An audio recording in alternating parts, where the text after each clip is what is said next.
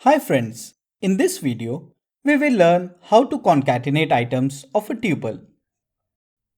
Although the join method is a string method, it accepts a tuple as an argument and it is widely used to join items of a tuple of strings.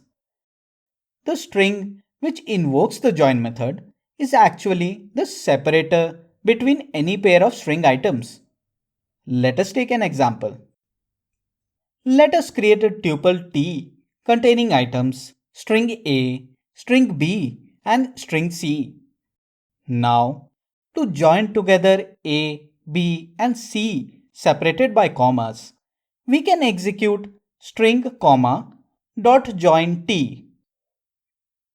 The string A, comma B, comma C is returned. In case you want to join the string items without any separators, you can execute empty string dot join T.